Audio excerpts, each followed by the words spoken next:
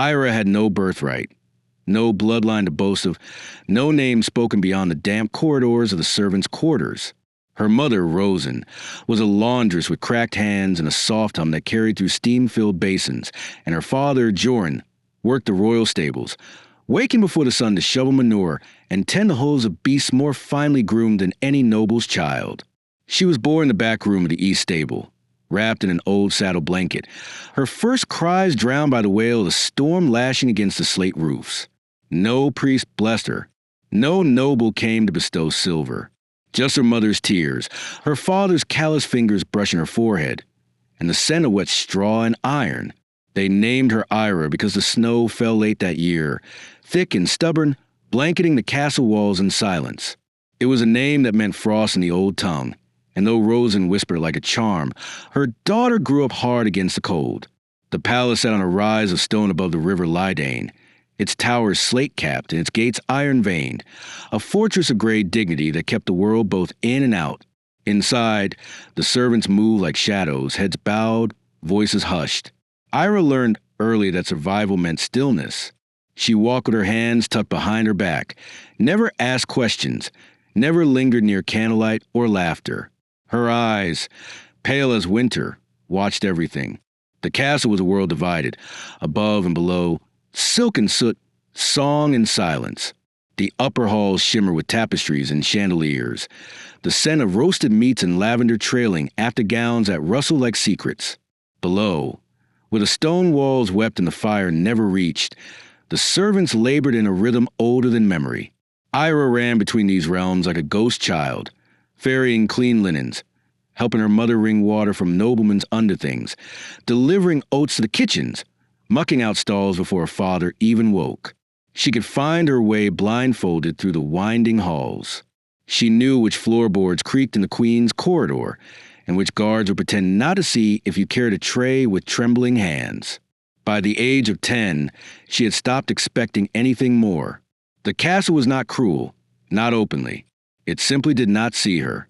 And yet, something in her resisted the fate of quiet vanishing.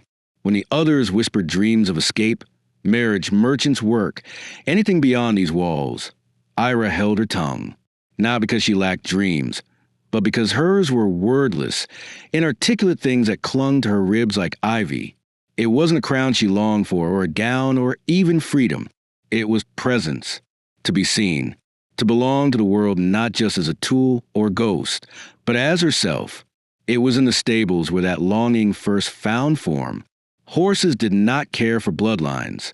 They responded to tone, to patience, to quiet presence. Ira could enter the stall of a warhorse that had thrown its last 3 handlers and press her palm to its flank until it sighed and bowed its head. Her father watched this without words, only a nod of acknowledgement once, when a stallion named Darnick, black, brutal, and branded with Prince's seal, let her pluck burrs from his mane without protest. In those early mornings, when mist clung low and the world was still half asleep, Ira felt something close to worship. The horses breathed against her, their hearts strong and wild beneath warm skin, their eyes reflecting things too ancient for language. Then came the day that would cleave her life into before and after. It began like any other, with the ringing of the second bell and the ache in her knees from scrubbing the privy stairs. A royal hunting party was to set out that morning, and the stables were thick with tension. Saddles polished to a sheen, bridles oiled, grooms scurrying with currycombs and feed bags. The queen herself was to ride at the head, a rare occurrence, and the usual chill of the morning air was laced with sharper thread, anticipation and the threat of scrutiny. Ira was bent over the water trough, rinsing the mud from a gelding's hooves. When she heard it, a high whinny, shrill and panicked. She turned just as a young page, barely older than herself, stumbled back from the paddock gate. Inside, the queen's chosen mount, a high-born mare named Lysara, reared and twisted, foam streaking her bit, eyes wild. A flash of movement. Someone had dropped the reins. The mare bolted, galloping across the training yard, kicking up clumps of sod. Panic surged among the grooms. No one moved. No one dared. Ira did not think. Her feet found motion before her mind did. She ran across the yard, skirts hitched, leapt the fences if borne to it, and stepped into the mare's path with a steadiness she did not feel. The horse skidded, veered, circled her. Ira held her ground. She spoke, not loudly, not with command, but with gentleness. "Easy, girl," she murmured. "You don't need to run. You're not alone." She reached slowly, letting the mare see her hands, feel her calm. Within moments, the animal's breath slowed. Ira stepped forward, gripped the reins, and pressed her forehead to the creature's. Silence fell over the yard.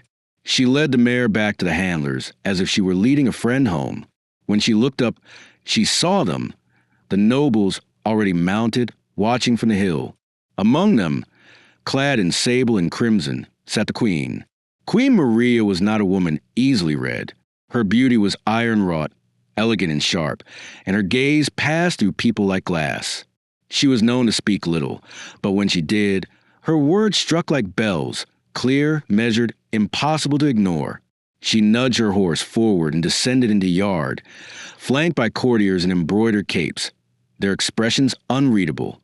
Ira stood where the mare had calmed, her hands trembling now, dirt smudging her face, hair undone. The queen halted before her. For a long moment, she said nothing. Ira kept her eyes low, every instinct screaming submission. But curiosity flickered, small and defiant, and she glanced up. The queen tilted her head, a faint smile tugging at the corner of her mouth. "What is your name, child?" Ira's throat felt dry as bone. "Ira, your grace." There was a pause. A murmur passed among the nobles behind the queen, light as wind in reeds. "Well then, Ira," the queen said, voice silken, "it seems you've a gift with beasts. Perhaps you should ride with us." Laughter followed, not kind, not cruel, exactly, but indulgent, as one might laugh at a dog walking on two legs. The courtiers took their cue. One of them, a lord's daughter with gold-braided hair, clapped softly. Another called out, "Careful, your grace. She may tame your mount and your crown both." The queen smiled, and it was then that Ira understood this was not praise. It was performance. Her presence here was not an honor. It was entertainment. "Come closer," the queen said. Ira obeyed. She stepped forward, barefoot, mud clinging to her hem, the mare's breast still warm against her arm. The queen reached out and touched Ira's chin with one gloved finger, lifting it just slightly, enough to meet her eyes. "Tell me, stable girl," she said softly, "do you know what makes a lady?" Ira hesitated. She could feel the heat of gazes pressing down like sun through glass. "No, your grace." The queen's smile deepened. "A lady," she said, "knows her place." The silence that followed was thick with implication.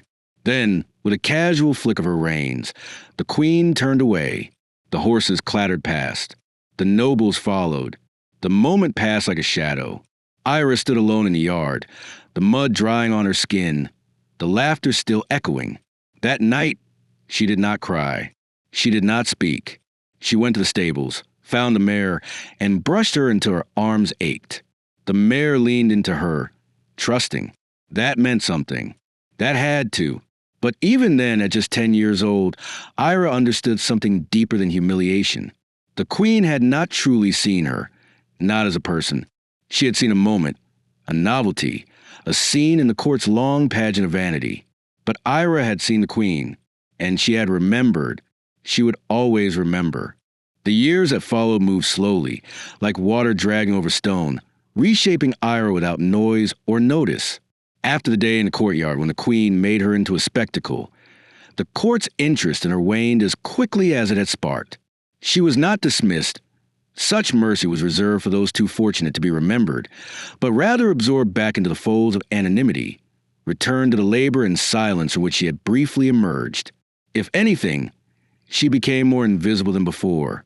The courtiers' glances slid past her like wind, and among the servants there was a new, uneasy distance, as if her brush with royalty had stained her with something dangerous. No one spoke of the queen's mockery, but everyone remembered it. Some envied her, others pitied her, but no one stood close. Ira learned to carry her solitude like another pail of water, balanced, quiet, necessary. Her days became a series of repeated rituals. Rise before the third bell, bind her hair tight against her scalp, dressed in the same patched tunic, and descend into the living earth of the castle's lower halls. There were floors so old they wept from the stones, with a lime flake like snow and the fires never reached. She moved between the stables and the scullery, between the laundry hearths and the kitchen gardens, always with her head lowered, her hands busy. Her mother had long since fallen ill, worn thin by years of damp and steam, her breath shallow from the lye and soot. Ira took on her work without complaint. In the evenings, she carried warm cloths to the little room where Rosen slept, read aloud in a halting whisper from a book of psalms her father had once found in the refuse of the royal library. Her mother listened, eyes closed, a faint smile barely lifting her cheeks. Sometimes she would reach out, tracing Ira's knuckles with fragile fingers, and whisper, "You don't belong down here." Ira never answered, but there were moments rare and gold-flecked, when the weight of the world lifted just enough to let breath in. One such place was the laurel tree behind the southern kitchen wall. The tree grew in a pocket of earth between the smokehouse and the drying lines, gnarled and half-wild, with its roots breaking through the stone like a secret trying to surface. No one paid it much mind. It was too near the servant's path to be ornamental and too far from the formal gardens to be maintained. Ira discovered it one morning while chasing a loose hen. Its feathers clutched under her arm as she slipped through the overgrown archway and into the soft light beyond. The clearing smelled of damp leaves and rosemary. She sat beneath it and stayed until the sun sank low, returning to her tasks with bark in her hair and something quiet blooming in her chest. It became her refuge. On rare mornings when her chores were done early or nights when sleep refused her, she would retreat to that laurel tree and sit with her thoughts. She carved names into its bark. Not her own, never hers, but those she wanted to remember. Her mother's, her father's, a kitchen girl who had drowned in the river 2 winters prior. She whispered their stories aloud to the leaves, as if the wind might carry them somewhere they'd matter. She did not expect anyone to find her there. That was part of the magic, that it belonged to no one but her. So when the boy arrived, she was ready to send him away. He came quietly, as if he too understood the rules of that hidden space. Ira was curled beneath the tree, her back against the trunk, when the rustle of branches drew her eyes.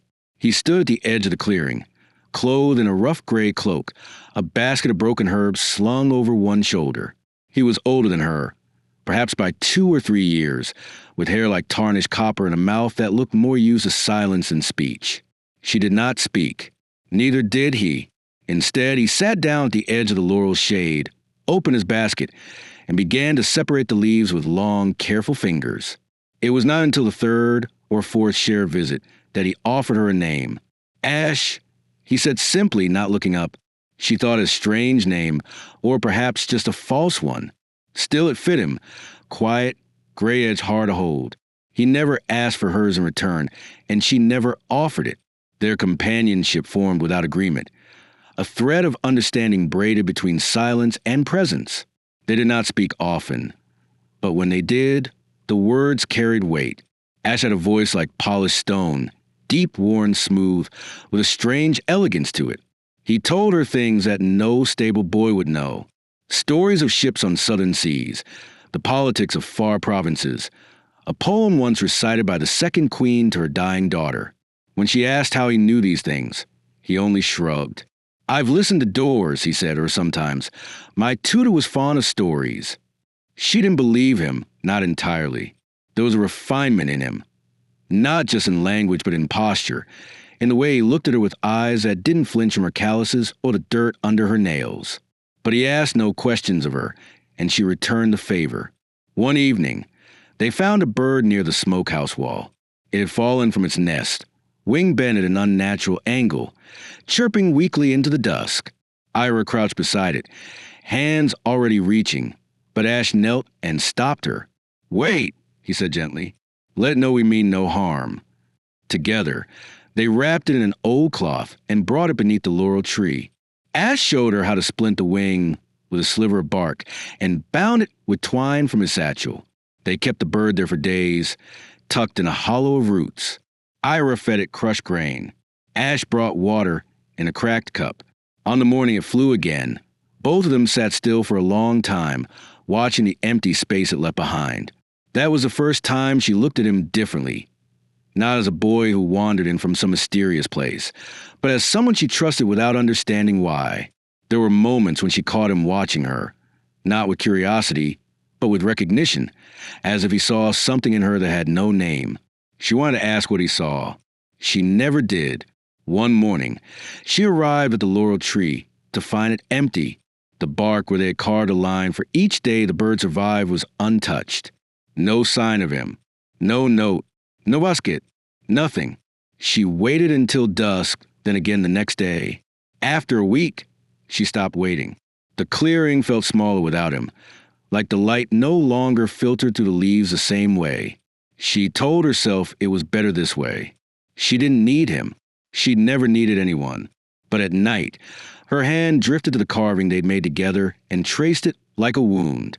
Ash had vanished like all the good things in her life. Quietly, without reason, without a chance to say goodbye. In time, she convinced herself he had never been what she thought. A dream, perhaps, or a passing noble's whim.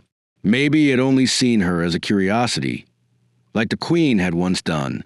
Maybe he never saw her at all. But part of her refused that. Part of her believed that whatever they had built under that tree was real. Not courtship, not fantasy. Just two people meeting each other in the quiet of being seen. That part of her, small, buried, stubborn, held on. Seasons turned. Her mother's illness worsened. And by the first frost of the new year, Rosen was too weak to leave her cot.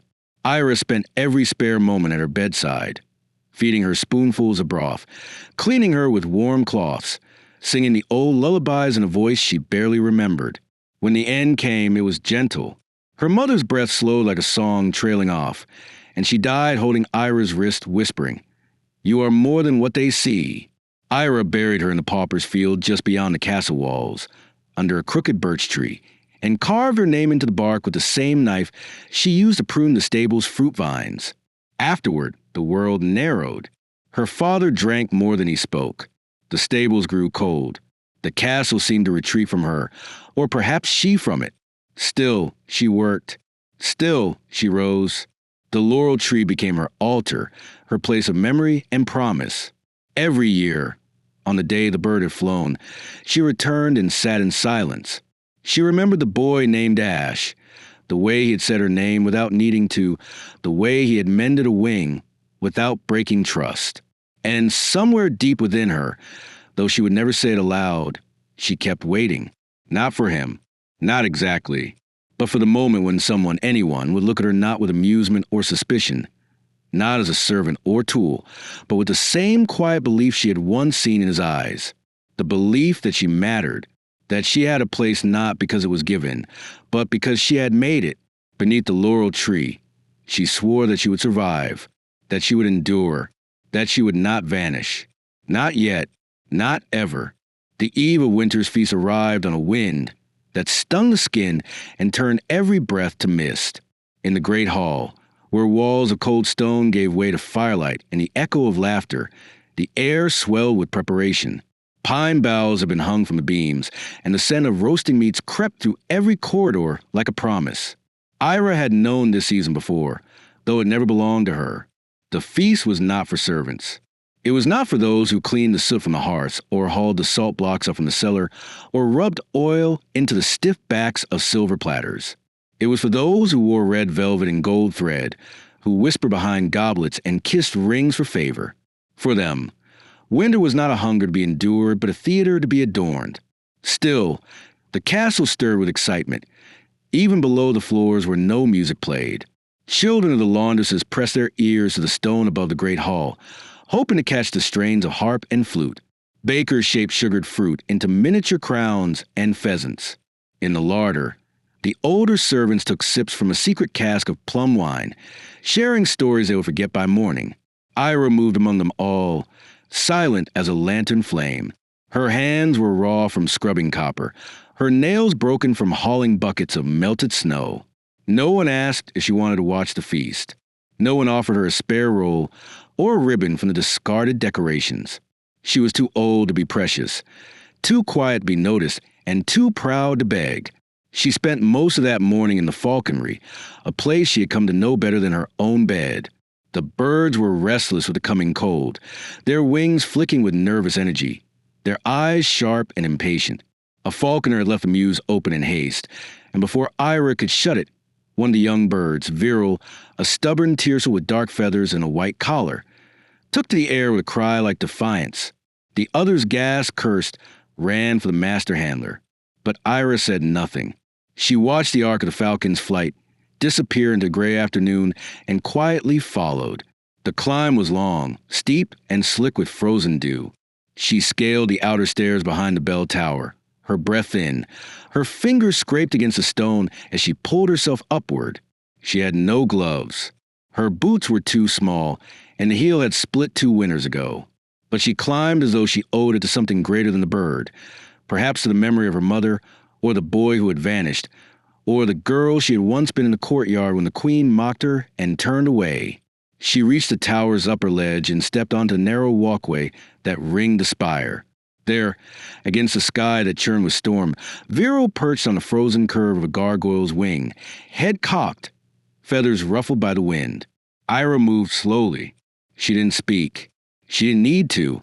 She crouched at the edge of the walkway, hands open, heart steady, and waited.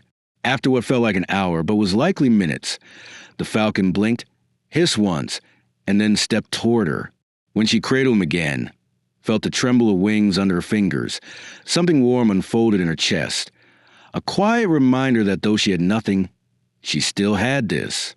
The knowing, the bond.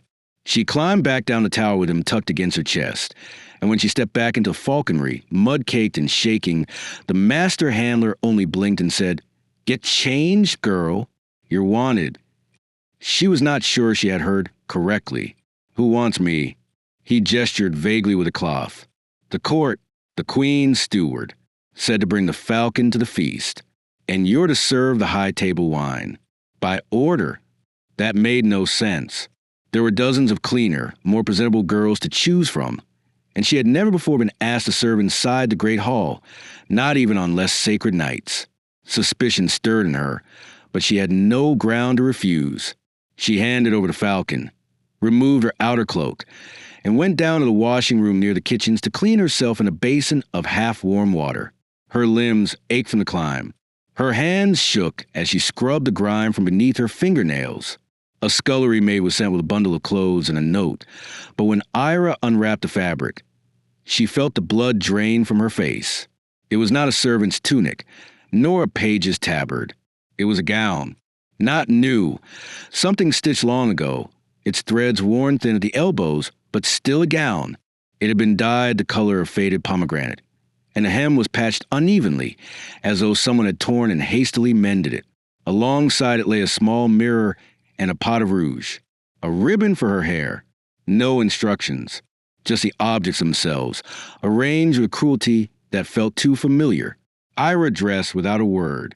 She painted her lips with the rouge, not out of vanity, but because refusing felt more humiliating.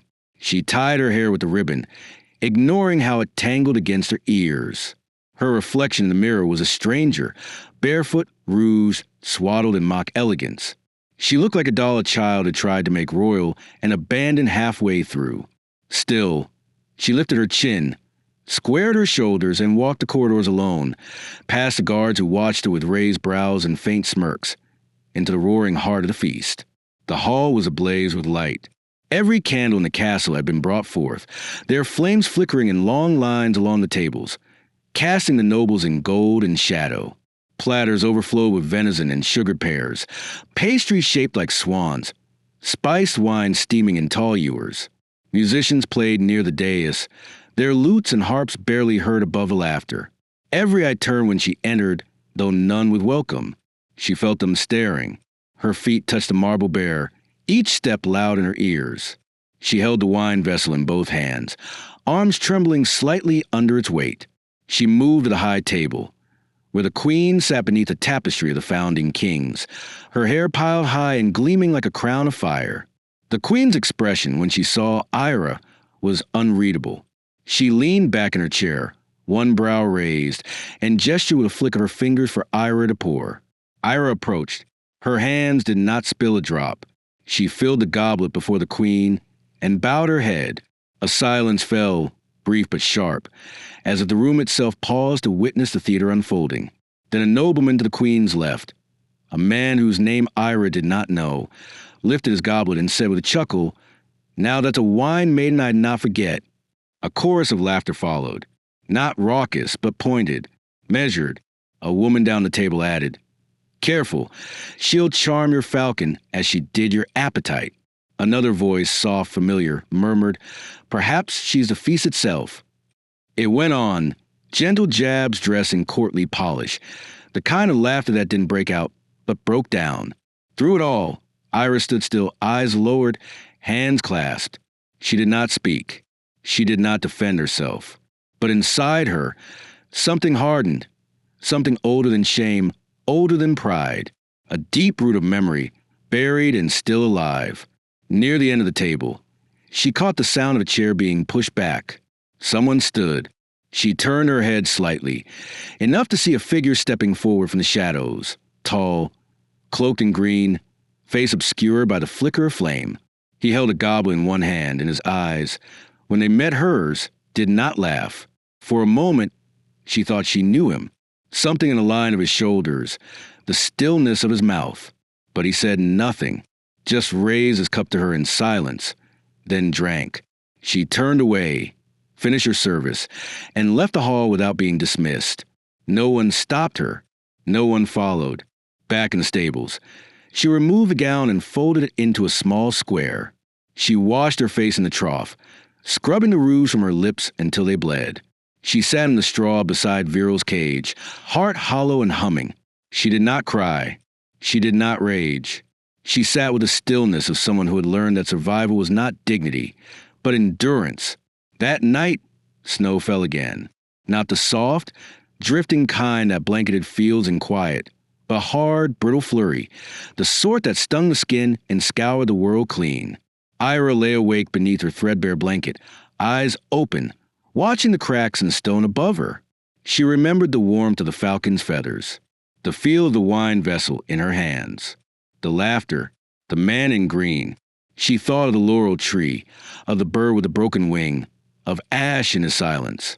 She thought of what it meant to be made into a mockery before a crowd that would forget her by morning. And she thought, slowly, steadily, not of vengeance, not of victory, but of waiting, of growing, of outlasting. The wine they had mocked her with still clung to her skin, but so did the memory of standing tall beneath the weight of their gaze. That they could not wash away. Winter passed in a slow procession of frostbitten mornings and nights that never seemed to end. In the castle's farthest wing, where light rarely reached and even the air seemed heavy with age, Ira found herself reassigned to the gardens that curled like an afterthought beyond the southern wall. The queen's order had been brief, passed down through the steward without emotion. Let the girl tend the forgotten grounds. It may teach her humility. Ira did not protest.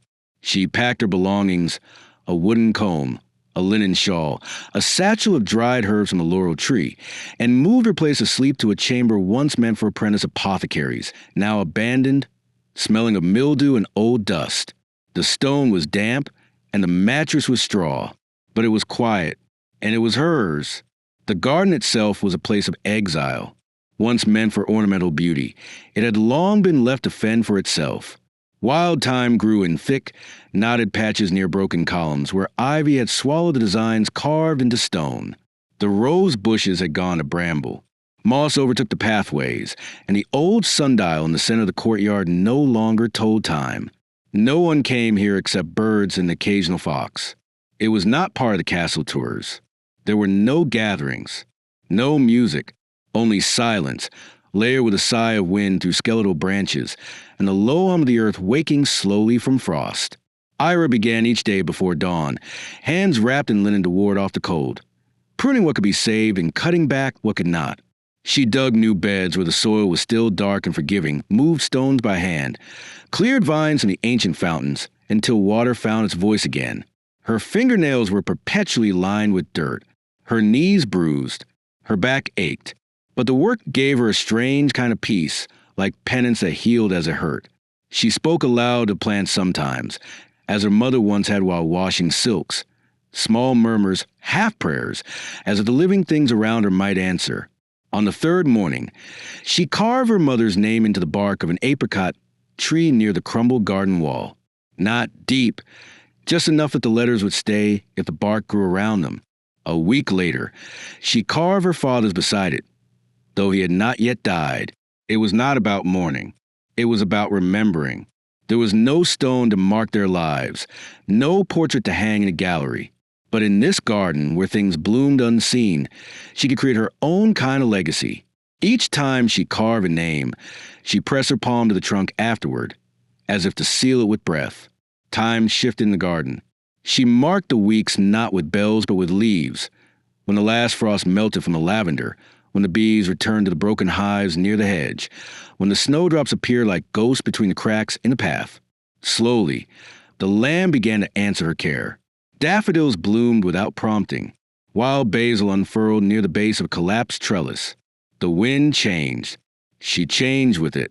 No one from the court came to check her progress. The garden was her punishment, but she tended it like inheritance. Then one day he returned. It was early evening, the air thick with the scent of rain, though the sky remained dry. Ira was near the south fence, bent over a bed of crushed mint, when she heard footsteps on the gravel path, measured, deliberate, but hesitant in their approach. She did not look up immediately. Most who stumbled upon the garden were children or lost stewards seeking shortcuts. She continued her work, thinking to let the intruder pass without notice. But the steps paused. Then a voice spoke, low and uncertain. This place was beautiful once. My sister and I used to hide in that arbor when we were small. She froze. Her hands went still in the soil. The voice was older than she remembered, deeper, roughened at the edges like stone worn by travel. But there was something in it, something unmistakable. She rose slowly, brushing earth from her palms, and turned. He stood just beyond the lavender beds, cloaked in a green mantle with a silver clasp, boots muddied, his dark hair longer than it had been, threaded with strands of gray that hadn't been there before. His posture was straighter than she remembered, more guarded. His face held the shape she knew, but it had changed, the way winter alters the familiar contours of a field. More gaunt, less boy, and his eyes, once veiled with the softness of quiet things, now carried the weight of exile. She said nothing. Neither did he. The silence between them stretched, not empty but thick with unspoken things. Finally, he took a step forward and bowed. Not deeply, not formally, but with the kind of reverence reserved for something lost and found. "You've kept it alive," he said.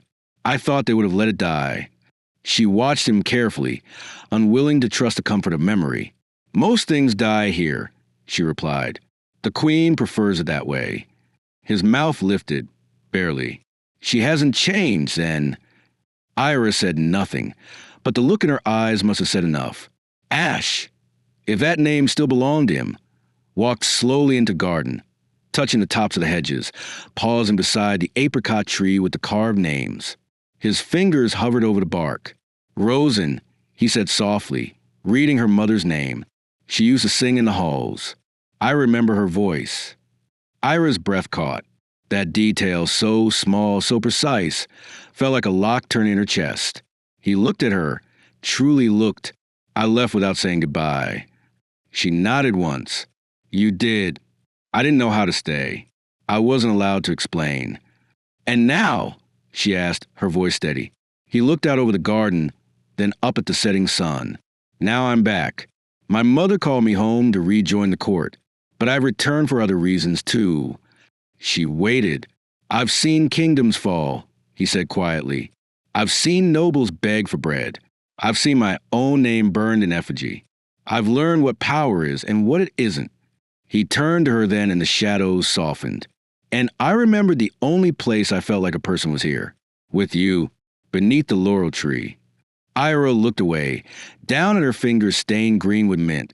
She remembered, too, the bird with the broken wing, the carved lines in the bark, the quiet companionship that had asked nothing of her but her presence.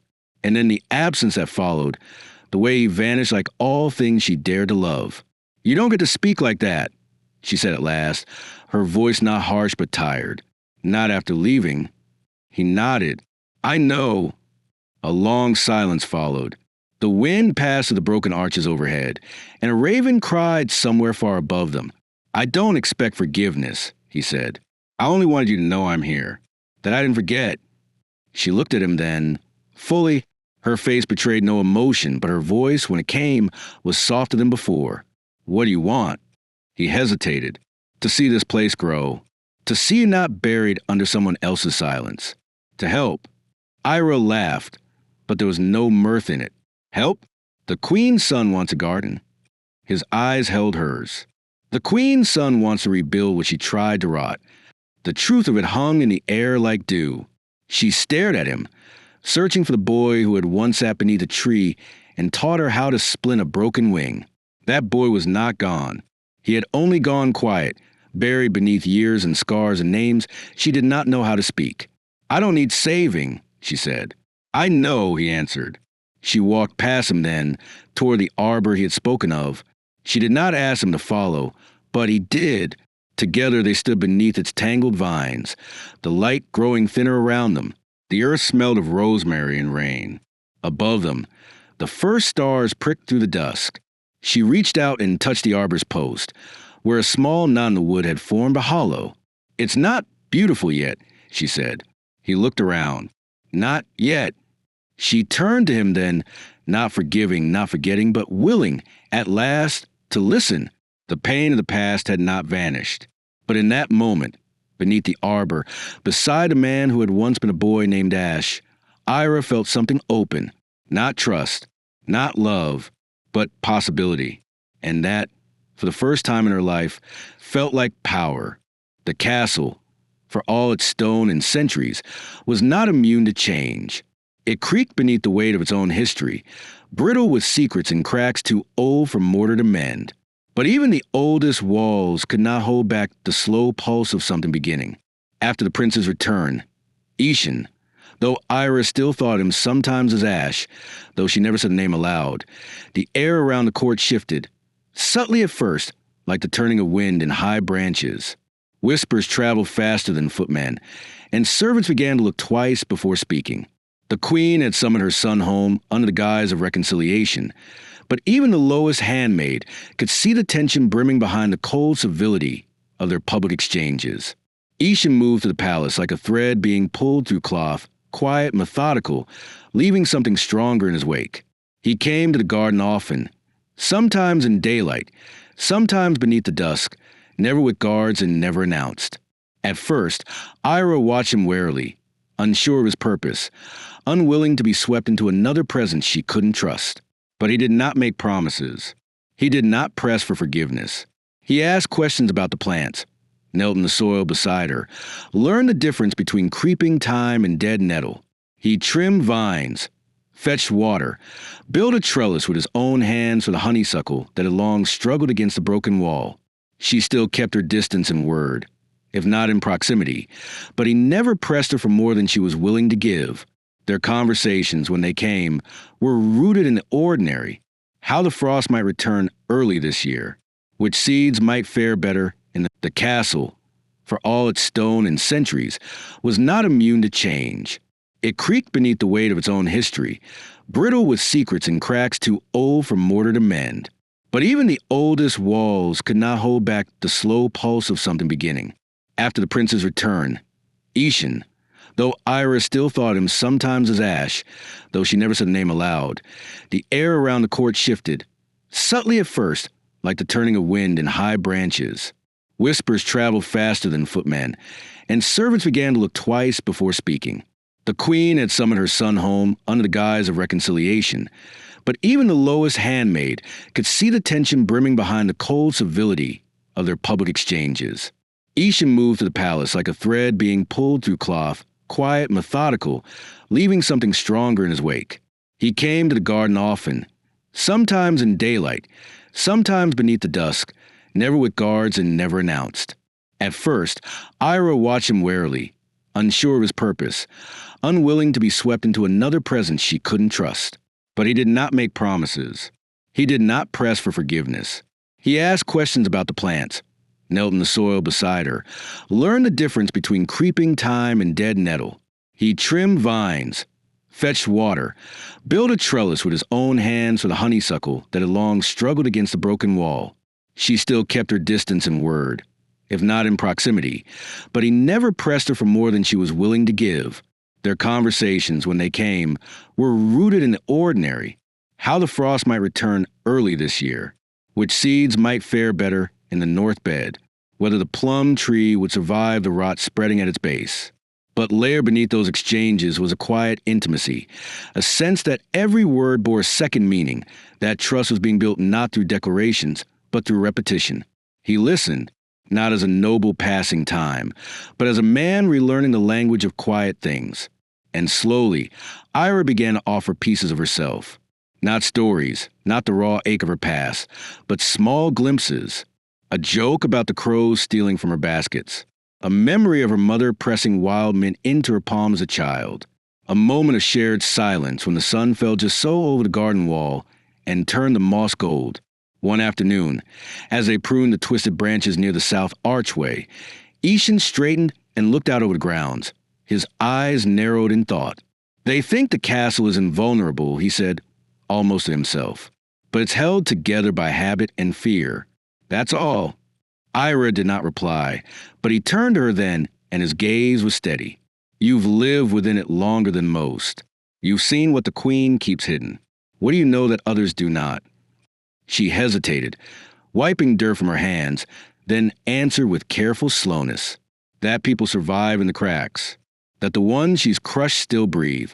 That there are more who hunger than she believes. And that silence is not the same as loyalty." He nodded, absorbing her words. "I need people who remember, who've seen without being seen. Not to raise a banner. Not yet, but to know where the rot is deepest." She studied him. His face bore new lines now, not of age, but of burden, the kind that did not fade. "And what do you plan to do when you find it?" His reply was soft but certain. "Dig it out, even if it means the walls fall." There was no grand speech, no call to arms, just that, plain and grave, a truth spoken like a seed planted in bare soil. And she understood then that his return was not mere duty, not performance. He had come to undo what his mother had built, not through rage or violence, but through a slow reclamation, one that began in kitchens and sick rooms, in the flicker of belief carried by those who had long been trained to forget hope. Word spread quietly at first, carried not through proclamations but through changes that ordinary eyes might have missed. The bread in the servant hall began to arrive fresher, not molded from weeks of storage. The infirmary suddenly had enough cloth for proper bandages. A young steward's son, once banished for thievery, was quietly returned to his duties under Ishan's protection. These things mattered, not in isolation, but in the way they reminded people that not all power need be cruel, that perhaps the prince they had presumed lost to exile might return not just with authority, but with purpose. Ira watched it unfold from her corner of the world, not at the center plans, but never fully outside them. Ishan continued to visit the garden. He never demanded her involvement, but he asked her what she saw, who spoke in hushed tones near the queen's chambers, which stewards spent coin too freely, which nobles treated the servants like glass to be broken. She told him what she could, and in return he listened, and when he could offer nothing else, he brought her things: seeds from a southern province, a spool of linen thread, a pair of gloves for her frostbitten hands, left without comment on the arbor bench. And still, she did not trust it. Not entirely. The garden had taught her that beauty often bloomed beside rot, that not all tenderness endured. But she could not deny the feeling that something new was growing, not just in the soil, but in the bones of the castle itself. Then came the night that proved how fragile it all remained. A cold rain had fallen, and Ira was gathering tools into the shed when a voice, hushed and sharp, called her name from the far edge of the garden wall. It was Rita, a kitchen maid with eyes always red from smoke, and her face was pale with urgency. "You must come," she said, breath hitching. "Now. It's the orphan hall. Something's happened." Ira did not ask questions. She followed, skirts dragging through mud, heart already clenched. The orphan hall, once a monastery, now housed the discarded children of the court's excess, those born of scandal, widowhood, or poverty too visible for noble comfort. Ira had walked there many times before, bringing leftover herbs, showing the eldest how to plant their own food in clay pots. She had thought them invisible to the court's gaze, but she had underestimated the queen's reach. When she arrived, the front door was already off its hinges. Inside, the long rows of beds had been overturned, straw scattered, cupboards broken open. A man, one of the queen's private enforcers, stood in the center of the room, holding a ledger. Unauthorized rations, he muttered. Unsanctioned distributions. Treason through theft. Beside him, a steward she didn't recognize shook his head with exaggerated grief. And with the prince's return, we must root out corruption quickly. We suspect the girl, Ira, was complicit. Ira said nothing, though her chest pounded. Around her, the children stood frozen, many crying silently. A small boy clutched a crust of bread in his fist like a sword. A girl with limp hair mouthed her name, but didn't speak it aloud. Ira stepped forward. If there's blame, she said clearly, let it fall on me. The man sneered. It already has. But before they could bind her, the fall of a queen does not come in a single night. It begins as erosion, as something subtle, a glance not returned, a decree quietly delayed, the silence that follows a question asked too plainly. Maria had ruled not by affection or legacy, but through precision and fear. Her word had always been enough. Her gaze alone could silence an entire hall. She did not need to shout. She wielded coldness like a blade, and for years, no one dared call her anything but sovereign. But power that is built upon silence must always fear those who learn to speak. And now, from corners she had dismissed as beneath her notice, voices were rising. The hunger came first. Grain shipments that should have arrived by early spring were held at the eastern border for inspection, though the rumors that reached the kitchen stewards told a different story, that the grain had been sold to a merchant fleet bound for a southern port, exchanged for silks and luxuries that never reached the hands of the people. The queen had made no apology. She declared the shortage temporary, blamed the farmers, issued rations with her seal burned into the wood of each bread crate. But bread could not fill empty trust. And the people, once voiceless, began to look up. Then came the reckoning in the granaries. Ishan had spent weeks walking among the workers, cloaked in simplicity, asking nothing, offering no titles. He listened, and what he heard was not rebellion, but exhaustion. He saw children with arms too thin to carry a sack of oats, women with knuckles split from shelling wheat into nothing, old men who remembered better harvests before the queen's taxes turned every seed into a luxury. These people had not been seen in years. They did not care for crowns or courts, but they saw him, and more importantly, they saw her, Ira, when she walked beside him. By then, it had become impossible to keep her in the garden. What began as a punishment had become a sanctuary, and from that sanctuary had grown influence. Not influence through speeches or schemes, but through the quiet, daily presence of someone who did not forget where she came from. The servants brought her their questions. The pages sought her guidance. Children once too afraid to speak her name tugged at her sleeves with broken toys and sick siblings and stories that need a hearing. She stitched. She gathered herbs. She carried baskets on her hip and placed them at the doors of the scullery and the orphan hall and the workers' barracks, not with fanfare but with intention. And every time she did, someone else remembered that dignity was not the same as favor. Ishan noticed a change, but he did not try to claim it. Instead, he stood beside her, drawing strength from her stillness. As if her quiet certainty gave shape to movement he could only begin to name. The court watched with increasing discomfort. Some whispered that the prince was under a spell. Others, more fearful, claimed Ira was a symbol, a banner being raised without permission. The queen said nothing, but the tension in her eyes was no longer deniable. The final fracture came not from politics, but from theater. The queen, ever aware of perception, announced a feast. The Feast of Renewal, she named it, declaring a celebration of the season's return and the court's unity. Invitations were sent to every noble house, every landowner within a day's ride, every merchant whose coin had once touched the palace walls. It was to be held in the great hall, the same hall where Ira had once been mocked, where her presence had been made into spectacle. This time, she was not summoned as a servant. She was not invited at all, but she attended, not in defiance, not to reclaim anything. She came because the people she had come to serve would be affected by what followed, because she could not turn away from a confrontation that had been building for years beneath her skin. She wore no gown. She dressed in simple wool, her hands calloused, her posture unbent. When she entered the hall, no herald announced her. The music did not stop, but people noticed. Faces turned, some with surprise, some with admiration, and others with the cold calculation of those who know power is shifting beneath their feet. Ishan was already there, standing to the left of his mother, dressed in garments of muted emerald and silver. He did not smile when he saw her. He only nodded, and she felt the weight of his trust settle like a mantle across her shoulders. The queen spoke first. Her voice, as always, was precise.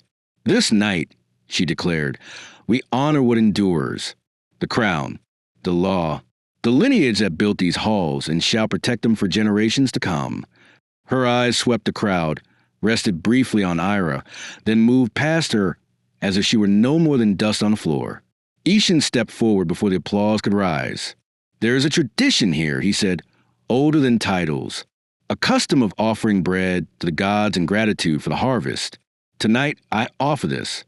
And he placed a single, unadorned loaf upon the queen's table. No golden crust, no emblems, just bread, baked in the servants' ovens, kneaded by a widow whose son had died of fever. It sat in stark contrast to the delicacies that surrounded it. The hall fell quiet. The queen's jaw tightened. What is this performance? Ishan did not flinch. Not a performance. A reminder that we rule not by inheritance, but by service. That to lead means to feed, to listen, to see. There were murmurs now. Shifting bodies. Glances passed like notes. The queen stood. "You presume too much." He met her gaze, calm and steady. "And you remember too little." Then he turned to the hall. "Tonight, let the people speak. Let those who have labored in silence rise and be heard. Let us decide if the crown still serves the people or merely weighs them down." The queen's expression remained unreadable, but her eyes burned with something deeper than rage. Fear, not of losing her throne, but of being made irrelevant.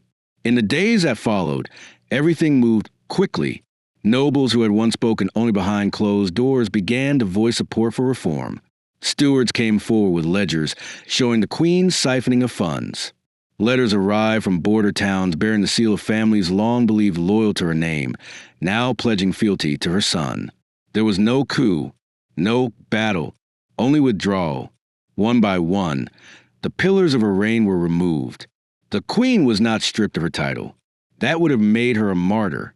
Instead, Ishan offered her a choice: to remain in the palace, without power, her name a ceremonial echo, or to leave, to find a quiet exile in a seaside estate paid for with coins she herself had hoarded. She chose exile. The morning she left, Ira watched from the garden wall. She did not weep. She did not speak. She only stood, the sunlight touching her brow, as the woman who had once laughed at her barefoot shame was carried away in a carriage heavy with jewels but empty of loyalty. Later that day, the steward returned to Ira with a parchment bearing Ishan's seal. It was not an invitation. It was a decree. The garden she had restored would become a place of sanctuary, a place for widows, for orphaned children, for those displaced by war or cruelty. Its gates would be opened. Its herbs would be gathered for the sick. Its beds would be planted not with roses, but with roots. She sat beneath the laurel tree that night and listened to the wind pass through its leaves. She thought of her mother's hands in the wash basin, her father's quiet nods at the stables, the cracked palms of the boy who had once taught her to mend wings. She touched the carving in the bark, the names that had begun it all. She whispered a prayer, not to gods, but to memory. The fall of the queen had not brought her joy, but it had brought clarity. Power, she now understood, was not in the throne. It was in the soil, in the bread that fed the forgotten, in the names spoken when no one else was listening. and in the hands of those who had always carried more than their share of the world's weight. The absence of the queen did not echo through the halls in the way one might expect. There was no thunderous collapse, no public mourning, no last speech from a balcony to mark her departure. Instead, the silence that followed her exile was of another kind, slow, steady, and inevitable, like the settling of dust after storm. And yet, within that silence, something trembled. Not peace, not yet, but the first uneasy breath of a kingdom unlearning the habits of fear. The throne remained ornate and empty at the far end of the great hall, draped in velvet and ancient symbolism. It had not been touched. It waited, and in its waiting, it drew eyes and whispered questions. Who would sit there now? And more importantly, who should? Ishan did not crown himself. Days passed, then weeks. The court pressed for ceremony, for a proclamation, a line of succession. The nobles who had once averted their eyes from his presence now leaned in too closely, eager to pledge their allegiance, to bind themselves to the rising power. They brought gifts, offered feasts in his name, and crafted elaborate speeches lauding his wisdom and restraint. But Ishan dismissed them all. He walked among the people, not as a monarch in waiting, but as a man rebuilding something older than titles. He visited the granaries and listened to the millers. He knelt at the bedsides of the sick and spoke with the herb women who had learned healing from their mothers, not from books. He returned to the orphan hall, where children greeted him not with curtsies, but with shy touches and unfiltered questions. And through all of it, Ira walked beside him, not as a consort, not as a court favorite. The absence of the queen did not echo through the halls in the way one might expect. There was no thunderous collapse, no public mourning, no last speech from a balcony to mark her departure. Instead, the silence that followed her exile was of another kind, slow, steady, and inevitable, like the settling of dust after storm. And yet, within that silence, something trembled. Not peace, not yet, but the first uneasy breath of a kingdom unlearning the habits of fear. The throne remained ornate and empty at the far end of the great hall, draped in velvet and ancient symbolism. It had not been touched. It waited, and in its waiting, it drew eyes and whispered questions. Who would sit there now? And more importantly, who should? Ishan did not crown himself. Days passed, then weeks. The court pressed for ceremony, for a proclamation, a line of succession. The nobles who had once averted their eyes from his presence now leaned in too closely, eager to pledge their allegiance, to bind themselves to the rising power. They brought gifts, offered feasts in his name, and crafted elaborate speeches lauding his wisdom and restraint. But Ishan dismissed them all. He walked among the people, not as a monarch in waiting, but as a man rebuilding something older than titles. He visited the granaries and listened to the millers. He knelt at the bedsides of the sick and spoke with the herb women who had learned healing from their mothers, not from books. He returned to the orphan hall, where children greeted him not with curtsies, but with shy touches and unfiltered questions. And through all of it, Ira walked beside him, not as a consort, not as a court favorite, but as an anchor, a living reminder of the world he hoped to serve. But not everyone bowed to this quiet transformation. Power, when threatened, does not disappear. It fractures, it hides, it finds new ways to preserve itself. And for those who had feasted under the queen's rule, who had profited in the shadow of her silence, Ira became a symbol too dangerous to ignore. They could not accuse her of treason. The queen was gone. They could not challenge her birth. Ishan had made her presence legitimate, but they could attempt to break her, not with swords, with whispers. The accusations began in small, precise murmurs, just loud enough to carry to the ears that mattered, that she had bewitched the prince, that she had stolen from the queen's treasury, that she had poisoned the minds of children and consorted with hedge witches in the forest to secure her power. The tales were absurd, but absurdity often traveled faster than truth.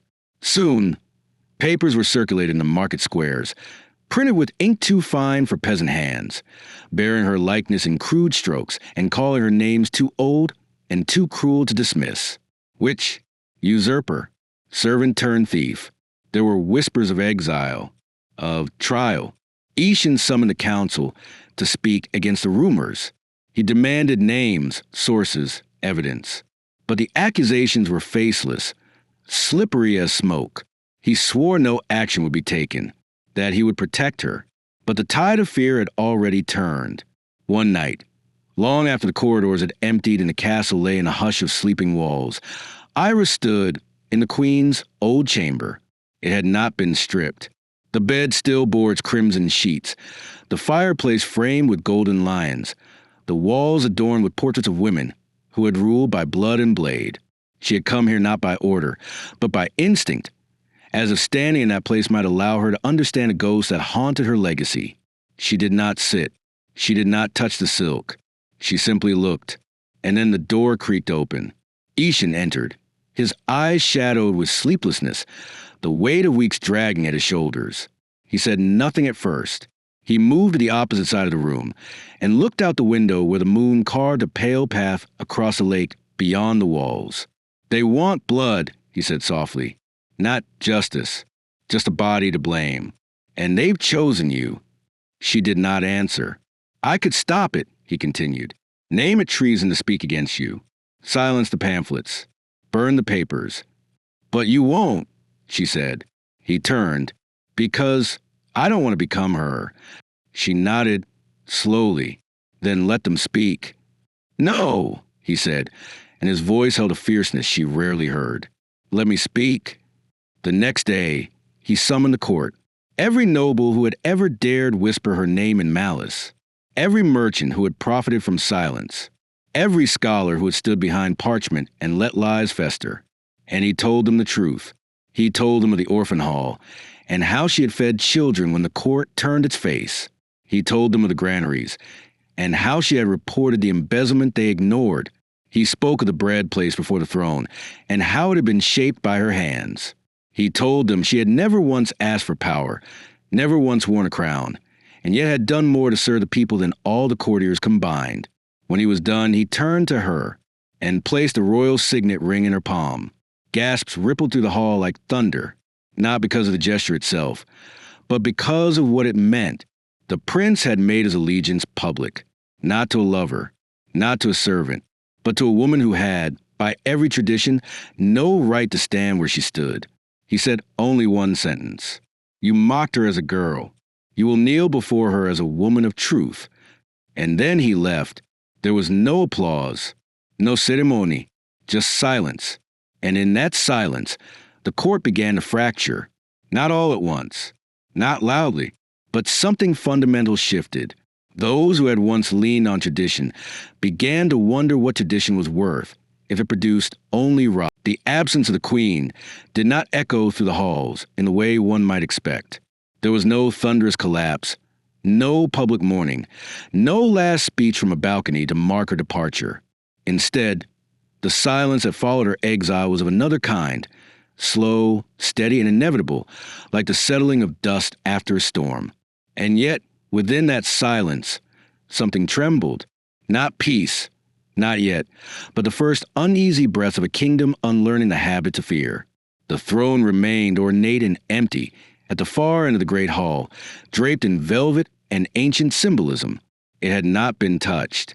It waited, and in its waiting, it drew eyes and whispered questions. Who would sit there now? And more importantly, who should? Ishan did not crown himself. Days passed, then weeks. The court pressed for ceremony, for a proclamation, a line of succession. The nobles who had once averted their eyes from his presence now leaned in too closely, eager to pledge their allegiance, to bind themselves to the rising power. They brought gifts, offered feasts in his name, and crafted elaborate speeches lauding his wisdom and restraint. But Ishan dismissed them all. He walked among the people, not as a monarch in waiting, but as a man rebuilding something older than titles. He visited the granaries and listened to millers. He knelt at the bedsides of the sick and spoke with the herb women who had learned healing from their mothers, not from books. He returned to the orphan hall, where children greeted him not with curtsies but with shy touches and unfiltered questions. And through all of it, Ira walked beside him, not as a consort, not as a court favorite, but as an anchor, a living reminder of the world he hoped to serve. But not everyone bowed to this quiet transformation. Power, when threatened, does not disappear. It fractures, it hides, it finds new ways to preserve itself. And for those who had feasted under the Queen's rule, who had profited in the shadow of her silence, Ira became a symbol too dangerous to ignore. They could not accuse her of treason. The Queen was gone. They could not challenge her birth. Ishan had made her presence legitimate, but they could attempt to break her, not with swords, with whispers. The accusations began in small, precise murmurs, just loud enough to carry to the ears that mattered, that she had bewitched the prince, that she had stolen from a queen's treasury, that she had poisoned the minds of children and consorted with hedge witches in the forest to secure her power. The tales were absurd, but absurdity often traveled faster than truth. Soon, papers were circulated in the market squares, printed with ink too fine for peasant hands, bearing her likeness in crude strokes and calling her names too old and too cruel to dismiss. Witch, usurper, servant turned thief. There were whispers of exile, of trial. Ishan summoned the council to speak against the rumors. He demanded names, sources, evidence. But the accusations were faceless, slippery as smoke. He swore no action would be taken, that he would protect her. But the tide of fear had already turned. One night, long after the corridors had emptied and the castle lay in a hush of sleeping walls, Ira stood in the Queen's old chamber. It had not been stripped. The bed still bore its crimson sheets, the fireplace framed with golden lions, the walls adorned with portraits of women who had ruled by blood and blade. She had come here not by order, but by instinct, as if standing in that place might allow her to understand the ghost that haunted her legacy. She did not sit. She did not touch the silk. She simply looked, and then the door creaked open. Ishan entered, his eyes shadowed with sleeplessness, the weight of weeks dragging at his shoulders. He said nothing at first. He moved to the opposite side of the room and looked out the window where the moon carved a pale path across the lake beyond the walls. "They want blood," he said softly, "not justice, just a body to blame.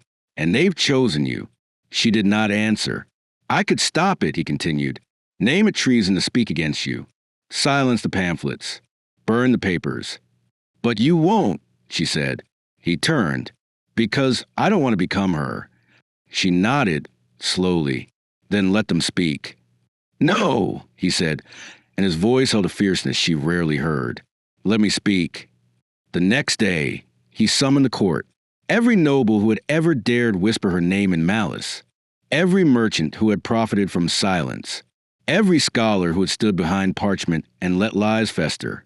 And he told them the truth. He told them of the orphan hall, and how she had fed children when the court turned its face. He told them of the granaries, and how she had reported the embezzlement they ignored. He spoke of the bread placed before the throne, and how it had been shaped by her hands. He told them she had never once asked for power, never once worn a crown, and yet had done more to serve the people than all the courtiers combined.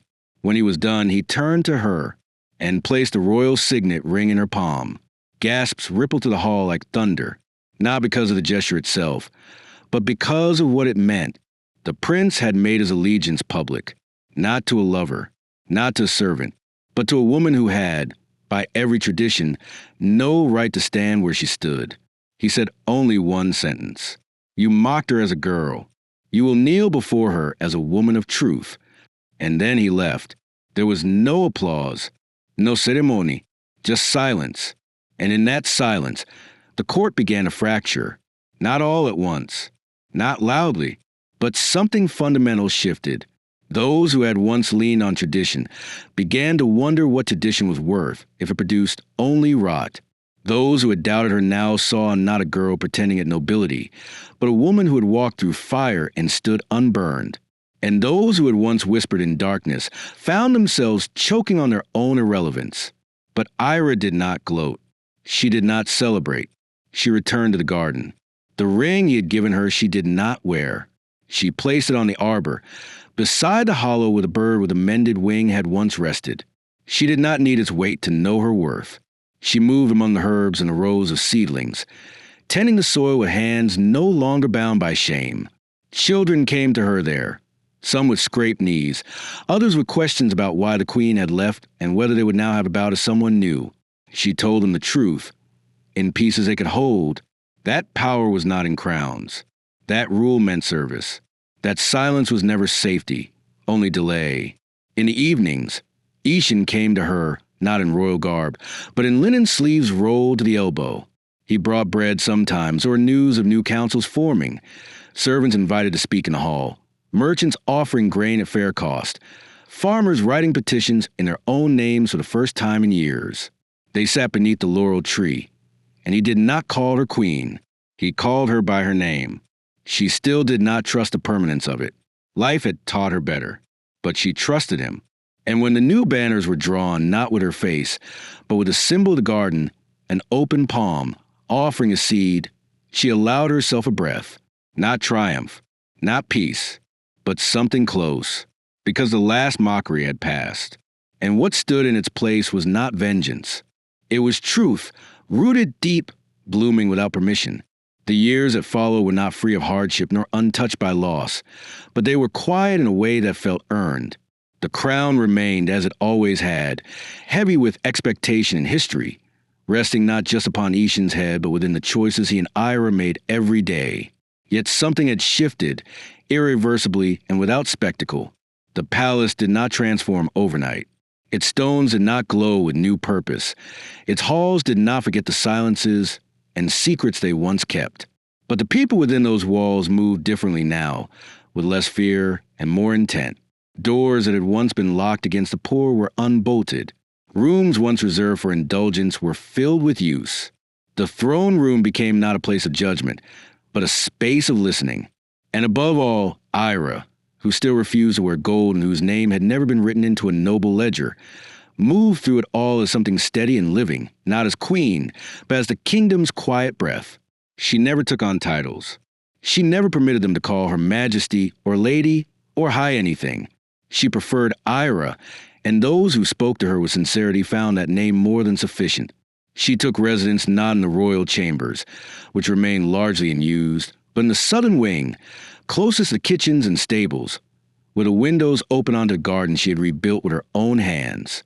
Her rooms were simple, whitewashed walls, a stone hearth, a narrow desk where she kept dried petals pressed into books, a shelf of hand-copied stories collected from orphan halls and village elders, a row of baskets always filled with fresh bread or healing herbs, left for messengers and visitors who never left empty-handed. The only token she kept from Ishan's inheritance was a copper kettle with his family's crest carved beneath the handle, and she used it every morning to steep mint from her own beds. Though she stood beside Ishan during decisions of state and joined the councils that now included midwives, blacksmiths, and scribes, her rule was one of quiet influence rather than public display. She spent her mornings in the garden still, her sleeves rolled to the elbow, her fingernails perpetually rimmed with dirt. The children of the castle, sons of guards, daughters of laundry women and tutors, would often be found trailing after her, asking questions she answered with patience. She showed them how to dry lavender in bundles, how to tell the difference between wild hemlock and fennel, how to carve names into bark with reverence and care.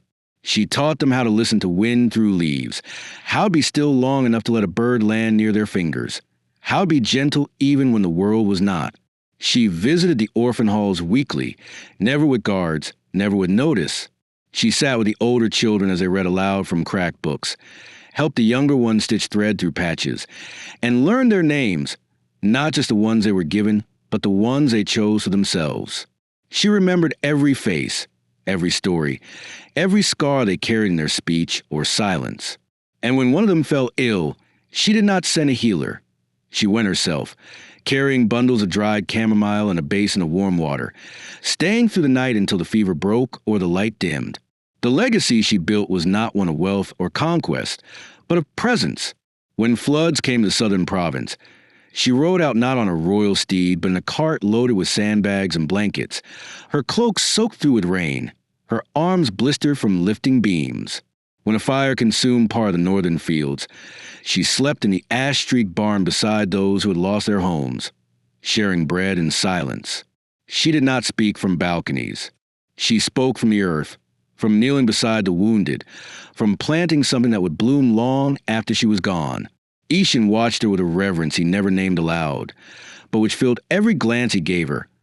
Every word he deferred to her wisdom. He ruled the court with precision, diplomacy, and law. But she ruled the space between what happened after justice, what came before healing. Together, they balanced a world no longer defined by inherited power, but by shared responsibility. Their bond was not one forged in romance as fairy tales promised, but in labor, in the knowledge of what it meant to be needed and to choose to remain.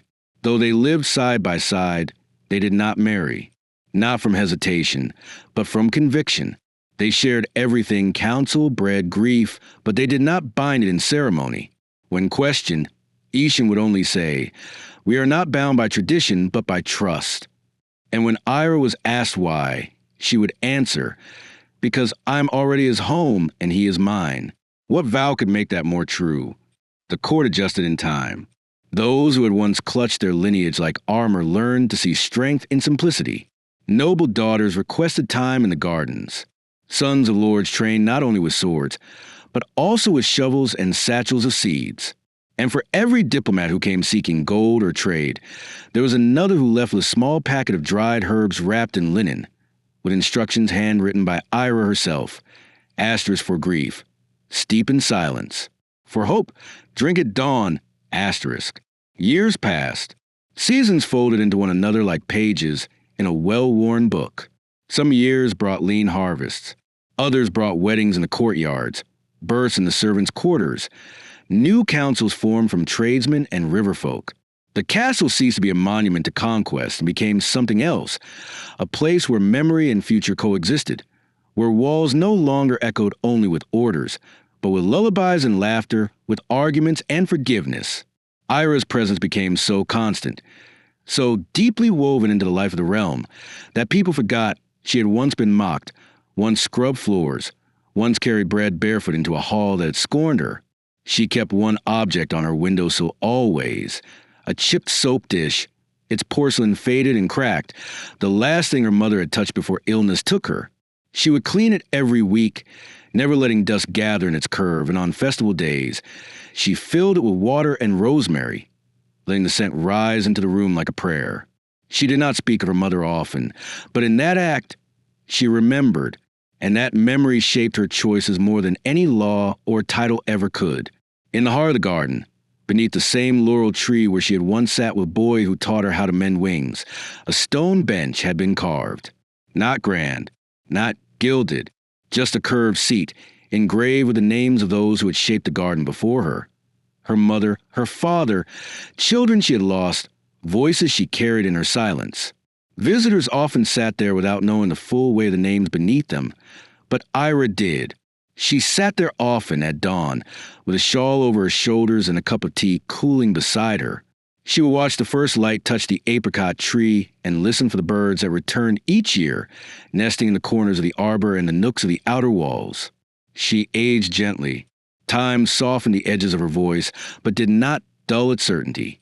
Her hair silvered early, and she wore it in a braid that reached her spine. Her hands grew slower, her steps more deliberate, but she remained a fixture in the garden, her presence as expected as the sun after rain. And though her body changed, her will did not. She carried herself with the same quiet strength she always had, unbending in principle, unwavering in care. And in the end, that was her true reign, not one of gold, not one of conquest, but of endurance, of presence, of small acts repeated over years until they became something permanent. The children who had learned from her hands grew up to become healers, scribes, midwives, and counselors. They carried her methods into their own homes, their own regions, weaving her quiet lessons into the fabric of the realm. When they spoke of her, they did not call her queen. They said, Ira the garden, or the one who stayed. And in staying, she changed everything.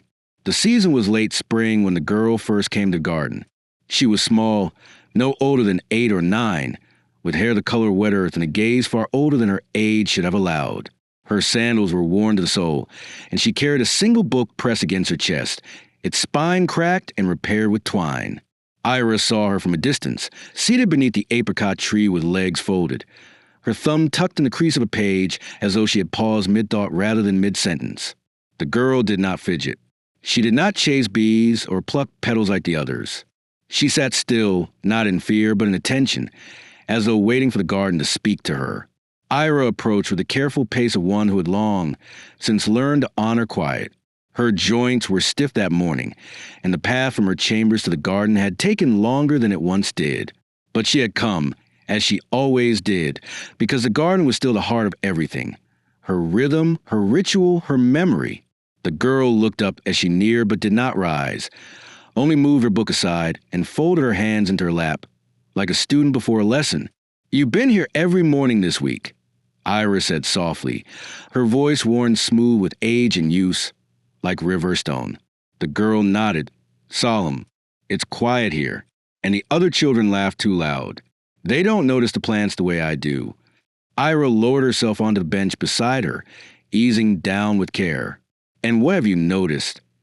The girl considered for a long moment. That the rosemary grows better in the shade. That the mint spreads even if you don't ask it to. And that someone carved names into the apricot tree. A lot of names. Ira looked at the tree, its bark now thick with decades of memories. Each name etched with purpose, some barely visible now, as if the tree itself had absorbed them fully.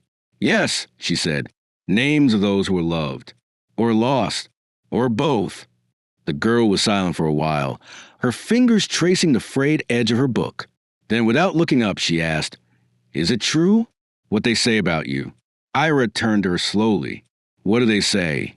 "That you were once a servant, that the queen mocked you before everyone, that you didn't have a title, but they gave you a throne anyway, that your hands planted the kingdom back into the soil." Ira smiled gently.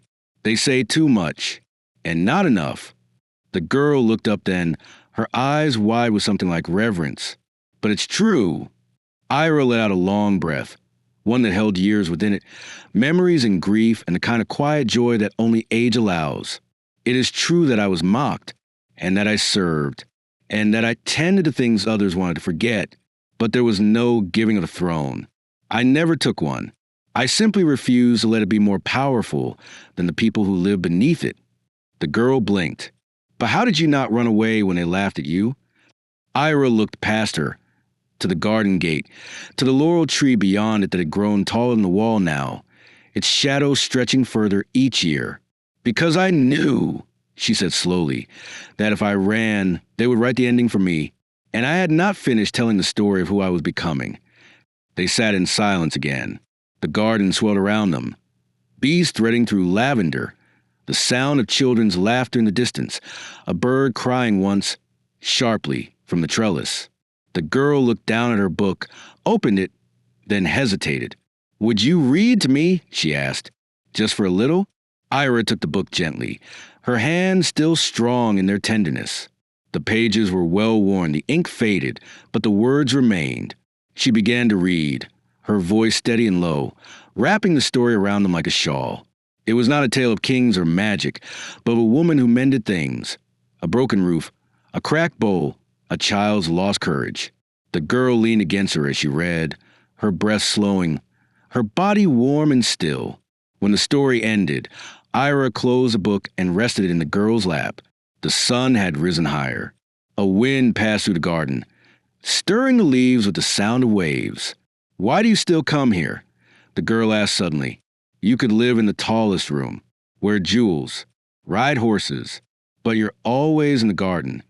Ira thought for a long while. "Because the garden reminds me of who I am. It remembers me before the court did, and it lets me keep growing even now." The girl turned and looked at her fully. "Will you ever stop coming?" Ira shook her head. "Not until I am part of it." That evening, as the sun bled low across the horizon and the last of the courtyard laughter faded into sleep, Ira sat alone beneath the laurel tree. The stone bench was cool beneath her. The air was thick with jasmine and the scent of turned soil. She held a bundle of letters in her lap. Notes from villages, petitions, drawings sent from children far away. She read them all, each one a thread woven into her heart. Her body ached. Her breath was slower now, but her mind, her memory, was sharp, glowing with every face and voice and moment she had gathered through the years. Ishan joined her as the last light dipped below the trees. He did not speak. He only sat, one hand resting on the bench between them. They watched the stars emerge, quiet and slow. "You've changed everything," he said after a while. Ira shook her head, smiling faintly. "No, I only reminded them of what was already theirs." He looked at her, his face lined with age and devotion. "And that may be the greatest change of all." She rested her hand atop his. "Will you keep it alive? The garden, the stories." "I will," he said. "I promise." And she believed him. When morning came, the castle woke to a hush unlike any before it. The bells did not toll in grief, but in gratitude. No decree was issued, no black banners were raised. Instead, the people brought herbs and wildflowers to the garden, placing them before the laurel tree, each one a whisper of thanks. The children gathered in silence, not to cry, but to listen. And when the girl with the book opened its pages and began to read aloud, the others joined her, each word a seed planted into the air. They buried no crown. They placed no monument. But in the heart of the garden, a new tree had been planted, an almond sapling, chosen for its resilience and bloom. At its base, a plaque carved with care, the letters simple and unadorned. Asterisk Ira of the garden. She stayed. She saw. She sowed. Asterisk. And through the years, whenever the wind moved the leaves, it sounded like her voice. Not commanding, not royal, but full of the kind of quiet strength that never dies.